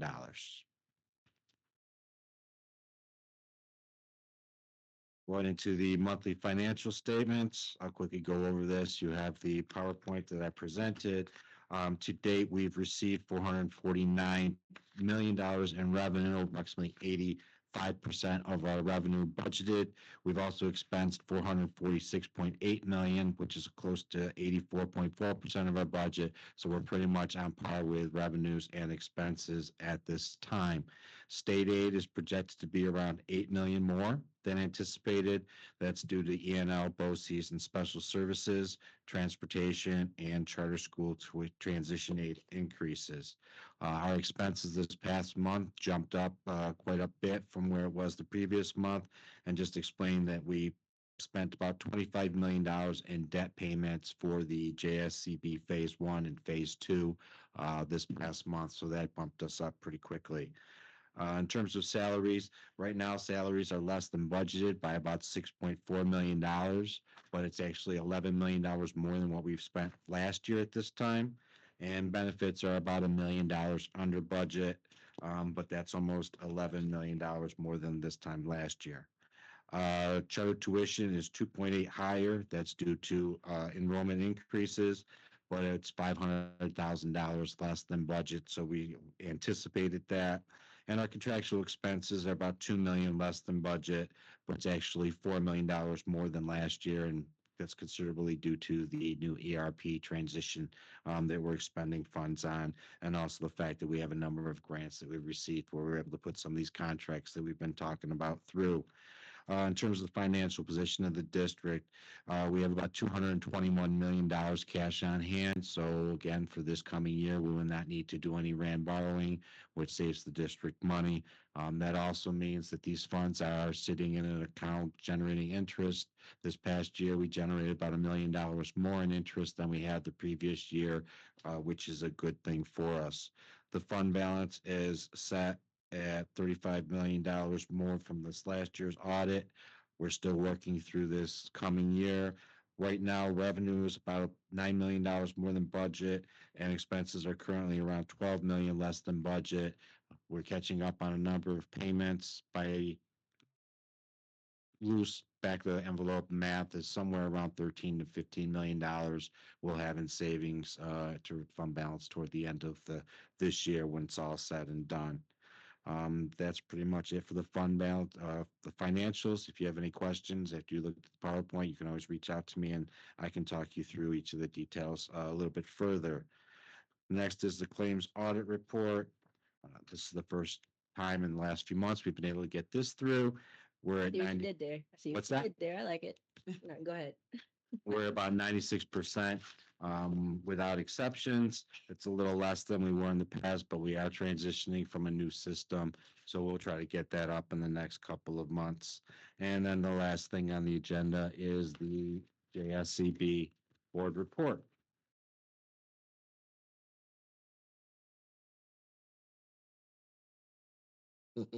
Right. Good evening, Commissioners. Again, not much to report out.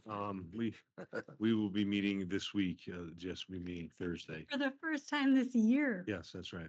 Yeah. We were held up a lot through the process. It took a lot to get just the approval to get going. It's Thursday. So hopefully I'll have more to report to you. Thank you. That's it. You guys got anything? Yeah. You got, I'm really? Mark, Come on. Sorry. Oh, Do you want me to sessions talk about adjourned. the fifth grade moving up ceremony at Roberts I attended?